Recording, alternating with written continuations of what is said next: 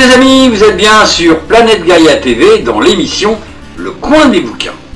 Et aujourd'hui, nous sommes reçus dans le cabinet de Ghislaine Duboc. Bonjour Ghislaine. Bonjour. Voilà, écoute, pour les téléspectateurs qui ne te connaissent pas encore, est-ce que tu peux en quelques mots te présenter, dire ton parcours et surtout comment t'en es arrivé à ce livre qui s'appelle Les 4 voies chamaniques. Oui.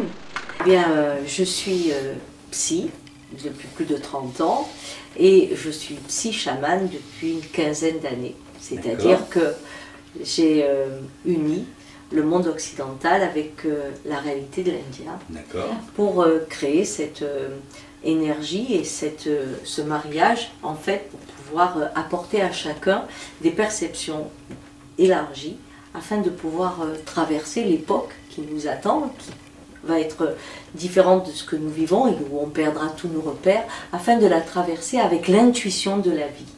Et les groupes que j'anime, parce que j'ai mon cabinet mais j'anime des groupes, dans le centre Le Cœur du Hérisson, qu'on a construit avec mon mari, eh bien ces groupes permettent de pratiquer cette réalité de l'Indien et de l'apporter à son monde. Voilà, et puis après j'exerce en cabinet, bien sûr, ou par Skype, à Paris et en Normandie. Voilà. D'accord. Mais par Skype, c'est plus de la psychothérapie que du chamanisme quand même, non? Ça dépend parce que je peux, quand on est avec quelqu'un, la vibration est toujours là. Hein. Oui, bien et sûr. Il y a des choses qu'on ne peut pas faire parce que l'état vibratoire, s'il doit créer un choc un peu fort, il faut quand même qu'il y ait quelqu'un qui soit à côté. Mais cette vibration par Skype, elle existe aussi. D'accord. C'est pas la même chose. Oui, okay, mais c'est un outil qu'on a appris à apprivoiser cet écran. On se rend compte que même les enfants aujourd'hui le prennent pour une fonction maternelle. Donc c'est quand même une autre société. Mais justement cette complicité ose l'intime à travers l'écran. Et les vibrations par contre qui sont étonnantes, c'est que quand on travaille avec l'écran, vibratoirement, les gens ne sont pas les mêmes que quand je les rencontre après en réalité, parce que c'est une autre forme de vibration qui s'incarne. Mais bon, c'est la richesse de l'individu. Bien sûr. Voilà. Bien sûr. Donc, alors, toi, tu es à l'origine, tu es psy. Oui. Sexologue aussi, tu m'avais dit. Oui. Voilà. Conseil conjugal, je fais de l'hypnose ericksonienne. D'accord. Voilà. En fait, j'ai eu plusieurs vies, comme dit ma soeur, j'ai cette vie. En fait, la première partie de ma vie, j'ai d'abord dirigé un groupe immobilier très important, parce que je voulais montrer que j'étais normale. Voilà. Et pour être normale, eh bien, il faut réussir professionnellement et gagner beaucoup d'argent, sinon on n'est pas normal. Et donc, j'ai fait ce premier pas jusqu'à ce que la vie m'a rattrapée et m'a ramenée après une dépression, parce qu'il faut oser tout vider pour pouvoir s'ouvrir à l'inconnu. Eh bien, ça m'a donné le goût d'aller vers la route de l'homme plutôt que vers la route de ses outils de parure. Et donc, l'ouverture de la vie m'a amené à ça. Et au départ, j'ai fait les techniques PNL et hypnose ericksonienne. J'ai fait avec Carole Erickson, j'ai beaucoup travaillé. Puis, on était il y a 30 ans, on crée... psychothérapeute, c'était vraiment quelque chose. On nous aurait dit, on met une plume sur la tête, ça guérit. J'aurais cherché la plume sur la tête, bon, pas de problème. Moi, j'ai essayé tout ce qui se faisait. C'était une joie pour moi, mais qui était dans la même dynamique que dans les affaires quelque part, parce que je suis une occidentale et que à cette époque-là, ce que ça me donnait, c'est du pouvoir. Alors bien sûr, je mettais la bonne intention, c'était pour faire du bien, mais ça restait quand même le pouvoir. Alors que après, on va dire une dizaine d'années après, quand je suis allée en Colombie et que j'ai eu la chance de rencontrer des chamans différents, à ce moment-là, je suis rentrée dans autre chose. Vraiment autre chose. Et c'est là où mon cœur s'est ouvert et où j'ai vu l'illusion du pouvoir, parce que si on pense avoir du pouvoir sur l'autre, on n'est qu'à deux dans la vie. Bien sûr. Alors que quand on laisse la vie rentrer, quoi qu'on fasse, on n'est jamais seul. Et du coup, l'humilité devient une puissance extraordinaire. Bien sûr. Voilà. Et donc, j'ai passé de « je veux être magique » à « la vie est magique ». Bien sûr.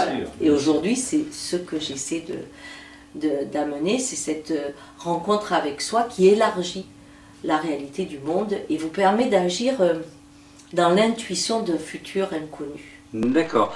Alors, comment est-ce que on passe de, enfin, on va dire, de métiers ou d'études sérieuses, j'adore dire ça, ça m'amuse beaucoup, d'un métier ou d'études sérieuses au chamanisme? Eh bien, comment c'est rentré dans ta vie le chamanisme? c'est facile. Moi, le chamanisme, il est rentré à cause d'une migraine. Ouais, qui faisait que, alors on dit la migraine c'est mettre la graine, mais en fait c'était la graine qui m'empêchait de vraiment fonctionner à 1000%. J'avais le cœur fermé, la tête fermée, c'est-à-dire que tout était, le monde tel que je le voyais était fonctionnel. Et il fallait que ça fonctionne. C'était un grand jeu à faire, mais ma migraine était là. Et donc un jour dans l'avion où on a acheté des terrains en Espagne, une de mes assistantes me dit j'ai eu écho qu'une journaliste est allée voir un monsieur et que ce monsieur lui a enlevé sa migraine en la faisant remonter dans des vies antérieures. Et là, elle a découvert qu'on avait coupé la tête. Et du coup, elle a plus de migraine. Alors moi, à l'époque, j'ai dit, écoute, les vies antérieures, laisse tomber, ça j'y crois pas. Mais est-ce que tu es sûre qu'elle a plus la migraine? Elle me dit, bah écoute, je me suis renseignée et elle a plus la migraine. Enfin, j'ai dit, moi je vais dire toutes les vies antérieures que tu veux, tu me prends rendez-vous avec ce bonhomme. Et franchement, je veux bien aller là où il veut pour que je n'ai plus de migraine. Je me piquais quand même tous les jours. C'était quand même très douloureux. Elles étaient arrivées à un stade effrayant. Et donc elle me prend rendez-vous avec quelqu'un qui est devenu un ami après, mais Patrick Drouot. Et donc je vais au cabinet, il était chez un médecin, alors il était arrivé en France, il était chez un médecin à l'époque, qui faisait aussi la même pratique que lui. Et puis il me dit, vous savez, il va falloir commencer par une hypnose jusqu'à votre adolescence, vous allez remonter le temps, et puis après à votre naissance, et après, alors j'ai dit déjà, je croyais que c'était en une fois, c'est 3 fois, bon ça va, c'est un bon commerçant. Voilà comment j'abordais les choses. Et je me disais, tiens, c'est encore une arnaque, parce que je voyais des arnaques partout. Et j'étais une femme qui pensait vraiment qu'à un combat. Il me met dans son état de relaxation, et évidemment, ce que j'ai oublié de dire, c'est qu'en fait, dans ma jeunesse, on est dans une famille où, depuis l'âge de 4 ans, j'ai des visions, des perceptions, et que j'ai passé ma jeunesse un peu exclue, parce qu'on me traitait de sorcière et de folle. Bien sûr, Donc, pour sortir de ça, il fallait que je fasse une réussite professionnelle. Et n'empêche que les ouvertures que j'avais, elles étaient là. Donc, quand il a cru qu'il passait sur quelqu'un qui n'avait pas ce petit problème d'ouverture, évidemment, il a commencé, mais moi, je suis partie d'un coup. Et j'ai vécu 3 fins de vie. 3 fins de vie de pouvoir. D'accord. Et j'ai compris une chose, c'est que j'allais vivre la même chose. 2, que j'allais être seule, mais dans une solitude qu'on n'imagine pas, et que j'aurais peur. D'accord. Et du coup, quand je suis revenue, je lui ai voulu. Mais alors, je lui ai voulu, je lui ai dit, je vous avais jamais demandé ça, moi je venais pour un mal de tête, là c'est ma vie qui explose. Et lui ne comprenait pas, il me dit, mais c'est étonnant, vous êtes tellement sensible, c'est incroyable, vous êtes parti direct, etc. Et je l'ai payé, mais à l'époque, je ne pouvais même pas l'approcher, j'aurais pu lui donner une gifle. Et je suis partie, et je me souviens d'avoir marché dans Paris, et je pleurais. Je dis, mais je ne peux pas refaire une 4e vie pour vivre la même chose, je ne vais pas mourir ignorant. Et quand je suis rentrée, j'ai dit au groupe, j'ai dit, ben moi je vais tout vendre. Et on m'a dit, ouais, toi si tu n'as pas tes 20 heures, si tu n'as pas ton shoot, c'est pas possible. J'ai dit, si. J'ai mis 2 ans et demi, et après, j'ai fait une belle dépression. Ouais, bah oui. Et c'était pour moi la rencontre avec, comment dire, le monde qui veut l'éternité. Et tout d'un coup la rencontre avec la vie qui accepte la transformation constante, donc la mort. Et ça, c'était cette dynamique. Et c'est pour ça qu'aujourd'hui, quand on voit le monde dans lequel on est, qui est dans cette idée de l'immortalité d'un système, et il ne se rend pas compte qu'il crée la mort. Et là, on peut apporter une réponse, je pense, dans l'union de ces 2 visions, qui est la route de ma vie, en fait. Oui, bien sûr. Voilà. D'accord, bah c'est toute une aventure. Hein. Oui. Donc, ok, donc Ça a été dans cette dépression. Ça a été cette dépression qui m'a amenée chez un thérapeute et j'ai abordé cette rencontre avec moi avec la même gourmandise que j'avais abordé le jeu des affaires et leur violence qui devenait juste du combat de chevalier. Et là j'ai eu envie d'étudier vraiment toutes les techniques, hein, comme on disait, la PNL, etc. Mais les premières, quand j'ai ouvert mon cabinet, les premières personnes dans lesquelles je suis allée, c'est les grands groupes. Ouais. À qui j'apprenais simplement à décoder leur système pour voir leur projection dans le futur. Ouais, bien sûr. Et je restais, il y a eu une crise de l'immobilier qui était horrible, et en fait, je restais avec les patrons pour leur montrer comment garder la mise, mais d'une autre façon. D'accord. Donc j'étais toujours pas sortie vraiment, c'est-à-dire que j'avais un parcours qui quand même était... rester dans la puissance. Oui, bien sûr. Et c'est que celui qui m'a peut-être ouvert le cœur et l'âme sûrement, ça a été la mort de mon fils, qui il avait rechuté, donc il avait eu un cancer à 6 ans, donc il le retrouve à 24 ans. Et en fait, pendant ces 3 ans, on a été soumis à des choses très très bizarres, très étonnantes. Et c'est là où l'acceptation de l'inacceptable et le fait de pouvoir être dans une impuissance bienveillante a été la route. Et là, par contre, je suis allée beaucoup après dans l'Amérique latine avec mon mari, etc. Et j'ai trouvé la paix dans ma façon que j'avais depuis que je suis petite. Je rentre dans tous les objets, les cailloux, mais là c'était des énormes rochers et j'ai trouvé la paix dans la connexion au monde. Et pas la connexion au monde avec des histoires. Non, c'est une connexion au monde vivant. Quand on parle d'un caillou, je ne vais pas dire qu'un caillou est mauvais, il est bon, il fait ça, c'est une énergie comme nous et c'est une danse qui se passe. Et donc en fait j'ai rencontré le monde élargi par la blessure qui était l'ouverture de ma vie. Bien sûr. Voilà. Et là, j'ai rouvert mes perceptions avec un autre regard sur le monde et j'ai décidé de mettre ça dans mon travail. D'accord. Voilà. Et alors là, par contre, j'ai arrêté un peu les entreprises. Je suis arrivée vraiment au cabinet et j'ai monté des groupes, des chemins initiatiques où on fait des quêtes de vision, on fait des huiles de sudation, on travaille dans cette richesse. Et c'était passionnant jusqu'à ce que je me rende compte que notre cerveau continuait toujours à cloisonner les choses. Ouais. Et souvent on me disait, oui mais ici c'est pas la vraie vie, c'est super mais c'est pas la vraie vie. Ou on voyait des choses, on disait, oui mais ça c'est là. Et je peux pas le rentrer dans ma vie, il n'y a rien que dans ma vie qui change. Là je me suis dit, bon il y a quand même un problème. Il y a quelque chose qui va pas. Et je me suis dit, en fait c'est un peu comme un aveugle. Si je lui raconte la mer et que j'ai la chance d'être un poète, il va me dire, oh la mer, quand c'est toi qui m'en parles, je la sens presque comme si j'y étais. D'accord. C'est mieux que s'il a affaire à un biologiste qui lui parlera de la mer. Mais n'empêche qu'il ne voit toujours pas la mer. Tout à fait, oui. Alors là, il y a peut-être 3 ans, j'ai commencé à dire, non, l'essentiel, c'est de trouver la vue. Après, il voit la mer comme il sent. Et c'est là où j'ai encore modifié le travail que je fais et qui est vraiment d'ouvrir les perceptions pour que, avec ces perceptions, on ose rencontrer un monde. Alors, voir, il faut les deux. Voir et apporter en même temps la confiance dans la vie. Bien sûr. Parce que si je vois et que j'ai peur, ça n'a aucun intérêt. Oui. Hein? Si je dois voir que mon fils va mourir, comme moi par exemple, à l'époque c'était très difficile. Eh bien, si on dit je vois et on voit ce qui va se passer au niveau de la planète, on peut dire waouh, je suis terrifiée, je ne veux pas vivre ça. Non, c'est voir et pour autant, quel que soit ce que je vois, le prendre comme tiens, je passe à une initiation et je reste confiant. Et quand on rentre dans ces perceptions, on sait que la vie est faite pour nous. Bien sûr.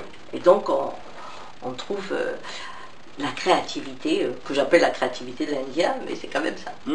D'accord, d'accord. Donc toi, tu t'es formé au chamanisme avec des Amérindiens. Oui, mais j'ai eu un chaman que j'aime beaucoup, qui était équatorien, mais il y a eu Malkou aussi au Pérou que j'ai adoré. C'est des hommes, mais quand on arrivait à des rituels trop trop codifié, Ouais. qui faisait partie d'une façon de percevoir le monde. Je leur laissais leur mythologie. Ouais. Hein. Si on va dans certains, surtout qu'il y a des chamanismes, il y a des groupes indiens qui sont montés un peu comme nous. Hein.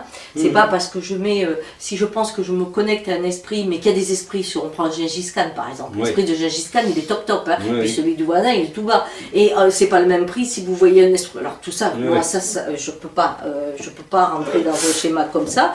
Et je trouve qu'aujourd'hui, quand un occidental rencontre la réalité, c'est-à-dire quand il pratique cette ouverture, ce qu'il se rend compte, qui est extraordinaire, c'est que on réunit la physique quantique à la pratique chamanique. C'est-à-dire que nos physiciens, ils disent il n'y a pas d'espace, il n'y a pas de temps. Mais bien sûr que quand on rentre dans la transe ou dans une faille psychotique dont on sait revenir, bien sûr qu'on élargit le temps et l'espace, mais on sait revenir. Et on peut, incarner ces connaissances qui aujourd'hui restent intéressantes mais que personne ne peut rien faire, eh bien ça permet de les incarner.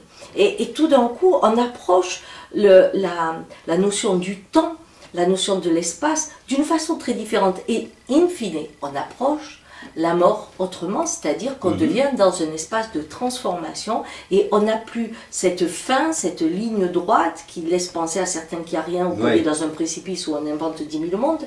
Non, on rentre dans autre chose. Et la mémoire dans laquelle on retrouve la physique quantique, cette mémoire, on sait comment s'y connecter, on sait comment se connecter à ces traces qu'ont laissées les êtres. Alors, tout d'un coup, la richesse des uns amène la richesse aux autres et waouh, le monde devient vraiment passionnant. Hein? Et surtout, on prend confiance. Bien sûr. Même si de temps en temps, on fouette quand même. Il ne faut pas exagérer, hein? Sinon on ne serait pas un être humain. Bien sûr, bien sûr. Donc, alors, revenons aux 4 voies du chamanisme. Alors, c'est quoi les 4 voies du chamanisme? Bien, la première voie, c'est « Je suis le monde ».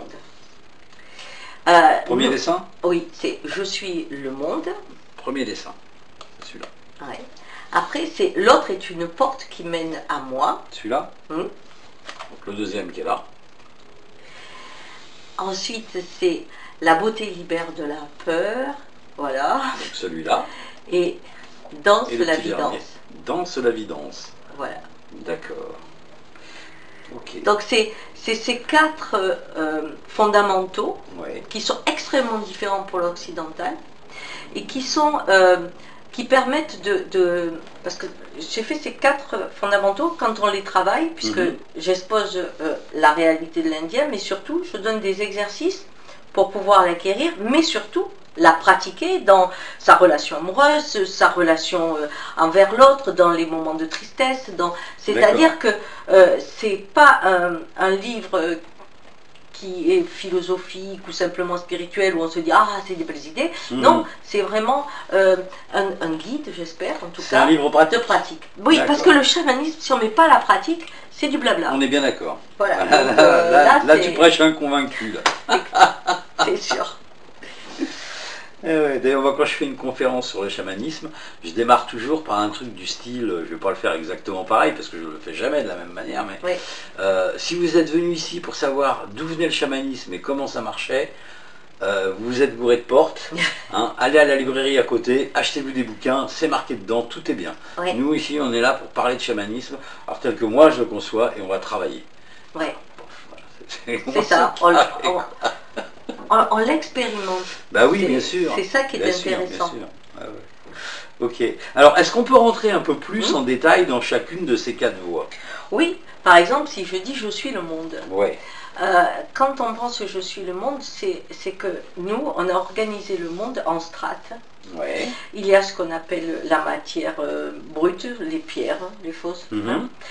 Qu'on appelle, c'était des pierres, la matière brute. Ensuite, on va avoir le végétal, mais le végétal, il n'a pas de grande sensibilité. D'accord. Puis, on va mettre l'animal, où on lui connaît un petit peu de sensibilité, et puis on met l'homme, d'accord. Et après, on met l'esprit. D'accord. On a même divisé le corps de l'homme et l'esprit. Voilà la pyramide qu'on a. Okay. Donc, c'est comme si on était étanche. Et ce qu'il y a quand même d'assez magique aujourd'hui, c'est qu'on avait mis au-dessus l'esprit de l'homme. Ouais. Et on se rend compte que c'est exactement comme dans le schéma indien, c'est que la vie bouge. Et aujourd'hui, ce qui est au-dessus, c'est les pierres. C'est-à-dire, c'est l'argent. Oui. Ah oui. D'accord. Et l'homme est complètement en bas. Complètement. Donc, on a inversé le système. Pour l'Indien, c'est pas du tout ça. C'est je suis le monde. C'est-à-dire que chaque fois que je me... Alors la pierre est vivante, et puis ça, on le pratique. Hein. Bien sûr. Donc quand je me connecte à une pierre, la pierre éveille une partie de moi que je ne pouvais pas connaître tant qu'elle n'était pas là. Ouais. Moi, ma relation au végétal, c'est la même chose, à la terre. C'est-à-dire que chaque connexion ouvre et élargit mon monde. Et les autres êtres humains de la même façon. Ce qui fait que peu à peu, j'arrive à être dans la conscience du tout. Plus mon monde s'élargit, mais si on regarde, plus le monde s'élargit, plus je disparais. Parce que en fait, c'est comme si, en naissant, je jette un caillou dans la rivière, enfin, qui est assez calme, supposons, ça va faire des ronds. Ouais. Mais à la fin de l'ouverture, il y a le tout, et il n'y a plus l'individu. Eh bien, c'est exactement ça. Je suis le monde, donc je vais être très sensible aux vibrations. Et ça veut dire quoi d'être très sensible aux vibrations? Eh bien, ça veut dire que les 4 directions, par exemple, qui sont réelles, hein, ces 4 directions, eh bien, ces 4 directions, si je vais aborder une réunion, par exemple, au sud, il y a des grandes chances que je suis dans l'énergie du végétal, je vais rentrer dans une forme d'émotion. Donc, je vais prendre la réunion en m'occupant beaucoup de l'état émotionnel des uns et des autres pour filtrer. Si je le fais à l'ouest, eh bien, à l'ouest, où on va être avec la pierre, je suis avec la mémoire de ce que je veux. Donc, pratiquement, ma décision est prise. Si je vais dans l'est, eh bien, dans l'est, je rentre avec l'esprit du monde. Et je suis ouvert et j'attends une inspiration de ce qui va venir. Je n'ai aucun préjugé, j'attends ce qui vient. Et si je suis au nord, c'est je suis la partie telle que le monde extérieur doit nous voir dans la décision. Oui. Donc, je fais venir cette vision de l'entreprise dans l'ensemble, ou de moi dans ma famille, ou moi avec mes amis, etc. Donc, ces 4 directions sont extrêmement vivantes. Bien sûr. Et inconsciemment, on va chercher la direction, et on ne se rend pas compte que des fois, juste prendre conscience de ça, mais on va dire, ah, je me mets là. Et on change, en changeant juste de direction, on change de perception. Bien sûr. Mais après, on se rend compte que les pièces ont une vibration, que les objets, si je les mets à tel endroit ou tel endroit, j'y se passe sur nous. Donc quand je dis je suis le monde, il faut avoir aussi cette capacité, si je rentre dans un bois par exemple, de percevoir qu'il est vivant. Et si je pense que c'est vivant, je ne marche pas pareil. Je ne me perçois pas pareil. Mais si je le mets avec un cerveau occidental, le problème, c'est que je veux maintenir le jeu. Que je sois le point où on voit l'ensemble, c'est une chose, mais si je maintiens le jeu, je peux créer juste de la peur ou des choses comme ça. Donc, il faut apprendre à se dissoudre et revenir. Se dissoudre, c'est ce mouvement de respiration. Et au fil du temps, les lieux, les êtres, etc., nous ouvrent à être le monde. Et donc, ça, c'est le premier pas, c'est je suis le monde, alors que nous, c'est je suis.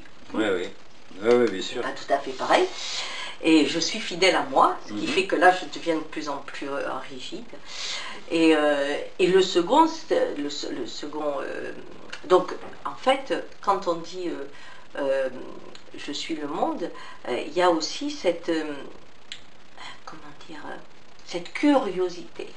Et c'est le mot le plus intéressant qu'on peut trouver dans le chamanisme, c'est qu'au lieu d'être dans le combat, je suis dans la curiosité.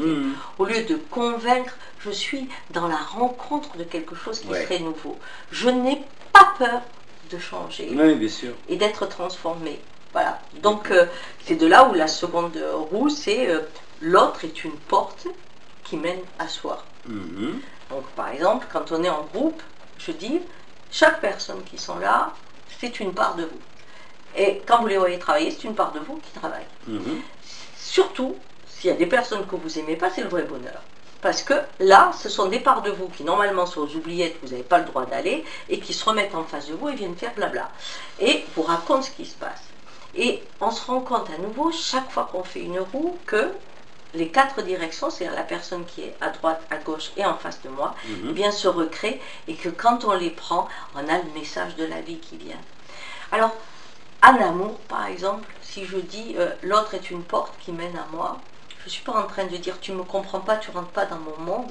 Je regarde comment il fait pour que ce qu'il dit, qui pourrait être par exemple, on va prendre un exemple, si je vous dis t'es jolie, et que je pense que je ne suis pas jolie, je dirais oh, arrête. Ouais. Et alors qu'en fait il est en train de toucher chez moi quelque chose qui fait que je ne peux pas accepter qu'il soit joli. Et il vaut mieux que je... Et donc je convertis, ça réveille, ça appuie sur ma note où je me sens laide, et du coup j'ai l'impression qu'il y a de l'abus dans ce qu'il fait. D'accord. Alors que là, c'est la partie de moi qui ne me trouve pas jolie, qui est en train de parler, et j'ai une partie de moi qui se trouve jolie. D'accord. Alors je lui dis, mais comment tu fais pour me trouver jolie, hein? Tu peux m'expliquer?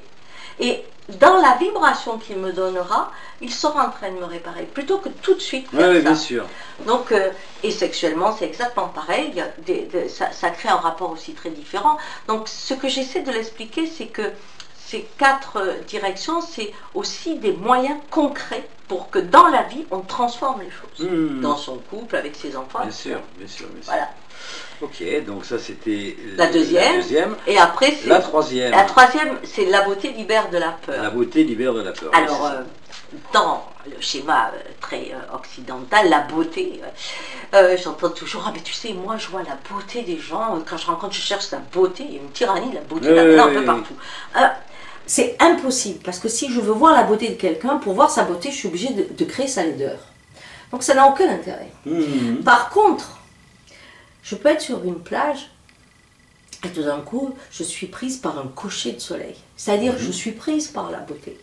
Et dans ces cas-là, tant que je n'ai pas dit « c'est beau », je disparais avec bonheur.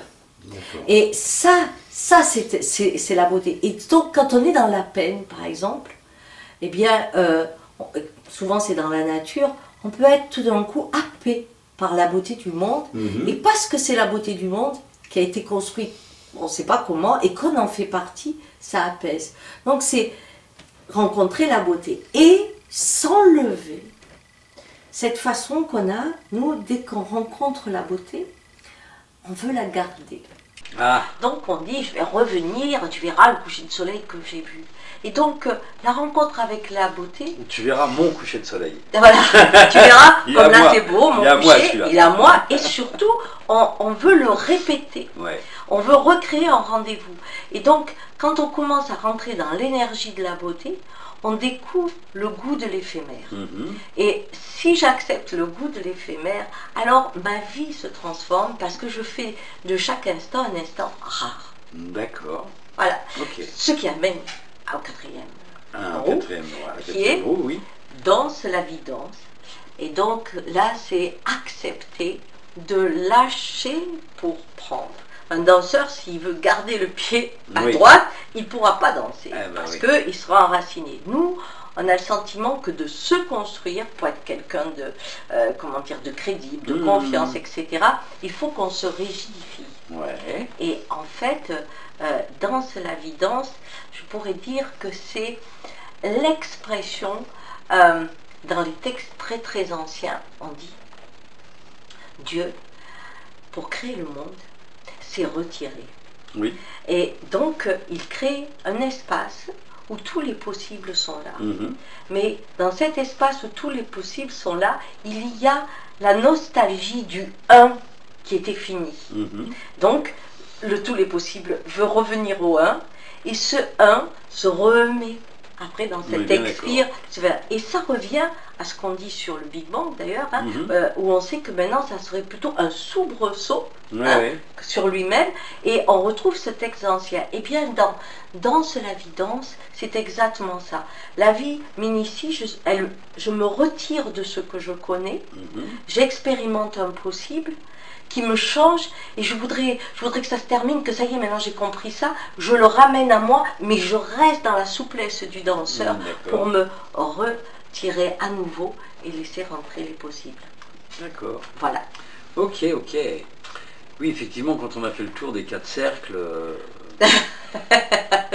Ça va. ça va, j'imagine, ouais, tout à fait, d'accord. Ok, ben écoute, Ghislaine, c'était vraiment intéressant. Tu as d'autres éclaircissements à nous apporter avant qu'on conclue? Eh bien, je crois que nous vivons une période très étonnante, dans le sens que ma génération, Oui. ta génération, mais on pourrait dire jusqu'à ceux qui ont entre 12 et 14 ans aujourd'hui, nous avons une dynamique quand on est, chez l'Indien, quand on est, on regarde le monde dans lequel on est, dans la vibration dans laquelle on est. Ouais. Nous sommes nés dans une vibration de l'expansion. Et quand on nous dit le monde peut mourir, pour nous c'est impossible à concevoir. C'est un peu comme quand on fume. Je me souviens à l'époque où je fumais, je ne fume plus, mais à l'époque où je fumais, j'étais très tranquille, je fumais. Et si on me disait, oh tu sais, ça peut donner un cancer, je disais, oui, bon, et alors, il faut bien mourir de quelque chose. Oui, je m'en fous. D'accord. Et bien en attendant, ça me fait du bien. Bon, mais supposons qu'un jour on m'ait dit, tu as le cancer. À ce moment-là, je ne dis plus du tout la même chose. Ma carrière, ça n'a pas du tout le même sens. Je regarde les gens que j'aime. Tout mon monde, ma façon de manger change. Tout mon monde change. Eh bien, ceux qui ont 12 et 14 ans aujourd'hui savent que le monde peut mourir. On leur a dit, le monde a un cancer. Et les générations qui sont aux commandes ne peuvent pas le concevoir. C'est pour ça que quand on ouvre ces perceptions, on peut regarder ce qui va nous arriver avec pas la connaissance vibratoire de ceux de 12-14 ans, mais avec une conscience qui permet peut-être de passer ce passage, qui sera peut-être une transformation qu'on n'imagine pas, mais où il y aura quand même quelques individus ou des personnes qui pourront accueillir cette transformation avec le cœur et la sagesse de ceux qui aiment le monde parce qu'ils sont le monde. Bien sûr. Voilà, donc ça me paraît vraiment important d'aujourd'hui d'ouvrir ces perceptions pour être un résistant de demain. C'est pas de demain, d'aujourd'hui. D'aujourd'hui, voilà, oui, tout à fait. Il faut vraiment s'y mettre maintenant parce que le grand défi de notre époque, c'est de garder le cœur ouvert. Quand on dit d'un Indien c'est un guerrier, c'est deux choses. Un homme qui marche sa parole. Hein, ce que je dis, c'est ce que je vis. Et la seconde chose, il n'a pas peur, mais il a le cœur ouvert. Or, nous, nos guerriers, se tuent avant pour pouvoir tuer après. Et fermer les cœurs, ça peut être la tentation que nous aurons tous face à une violence qui nous fera trop peur. L'Indien garde le cœur ouvert, même quand l'extermination peut arriver ou l'horreur peut arriver. Tant qu'on a le cœur ouvert, on meurt vivant. C'est ça qui est très important. Et voilà pourquoi je crois que c'est important de s'ouvrir ces perceptions aujourd'hui. Voilà. Ok, super. Donc, je rappelle le titre du livre, hein, Les 4 voies du chamanisme, par Ghislaine Duboc. Alors, bon, moi j'ai lu ton bouquin, ou j'ai vu la vidéo, hein, peu importe. Et puis, bah, ça m'intéresse bien ce que tu fais, parce que ça me parle pas, enfin, j'ai pas tout compris, mais bon, ça résonne quand même. Bah, j'aimerais bien démarrer un travail avec toi. Comment je fais pour te contacter? Ben, il faut aller sur mon site. Alors, éveil, le site c'est... C'est éveil-chamanisme. D'accord. Et puis, sinon, mon numéro de téléphone, c'est le 06 38 83 52... Attendez, 06 38 83 56 85. D'accord. Voilà. De toute façon, vous retrouverez tout ça en dessous la vidéo. Voilà. Hein. Un mail peut-être, non?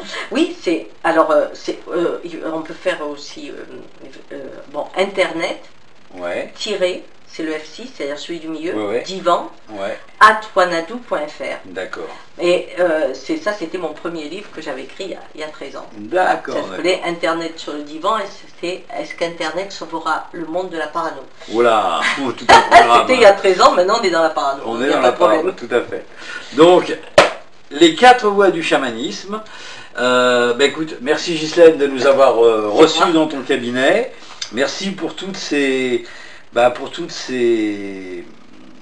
ces nouveaux concepts, enfin nouveaux, pas pour tout le monde, mais pour certains quand même c'est nouveau. Merci d'avoir écrit le livre. Et puis, écoute, on se reverra pour faire d'autres vidéos parce que je pense que tu as beaucoup de choses à dire et à apporter. Chers amis, vous êtes bien sur Planète Gaïa TV, nous sommes dans l'émission Le Coin du Bouquin. Nous étions avec Ghislaine Duboc et je vous dis à très vite pour de prochaines aventures. Au revoir. Au revoir. Voilà les amis, l'émission est maintenant terminée. Alors j'espère que ça vous a bien plu. N'hésitez pas à faire un j'aime, le pouce vers le haut, de façon à nous montrer que vous êtes satisfait. Mettez-nous des commentaires, parce que d'abord ça fait toujours plaisir, et puis en plus ça nous permet d'améliorer nos vidéos. Faites-nous les réflexions qui vous semblent justes. Si vous avez des questions à poser à l'intervenant, posez-la, nous on va transmettre, il n'y a pas de problème avec ça. La règle, c'est bien sûr le partage. Plus vous allez partager, plus on sera connu. Plus on sera connu, plus on aura de soutien, et donc on pourra faire du travail de meilleure qualité encore. N'hésitez pas à aller sur la plateforme Tipeee, l'adresse est en dessous de la vidéo. La plateforme Tipeee, c'est notre plateforme de financement participatif, ce qui nous permet de pouvoir continuer, de pouvoir exister, de changer notre matériel et de nous déplacer. Donc vous pouvez faire un don de 1 euro à, je sais pas moi, 1 million d'euros, si ça vous fait plaisir, d'une manière mensuelle, donc avec un engagement, ou d'une manière ponctuelle, c'est-à-dire juste une fois. Plus on aura de sous de votre part, plus on aura un budget prévisionnel conséquent, et donc plus on pourra prévoir de vidéos. On pourra prévoir aussi de changer notre matériel, encore une fois, de façon à avoir un matériel encore plus performant. Actuellement, on sort une vidéo par semaine, tous les lundis. Et là, le but de cette année, c'est progressivement d'arriver à 2 vidéos, donc une autre le jeudi. Donc vous allez voir apparaître des nouvelles vidéos de temps en temps, mais de plus en plus souvent le jeudi. Donc pour arriver à 2 vidéos. Pour ça, on a besoin de vous, parce que sans vous, sans votre argent, qui est le nerf de la guerre, malheureusement, on ne pourrait pas exister. Donc je vous remercie d'avance pour votre soutien, et je vous dis à bientôt pour de prochaines aventures. Au revoir.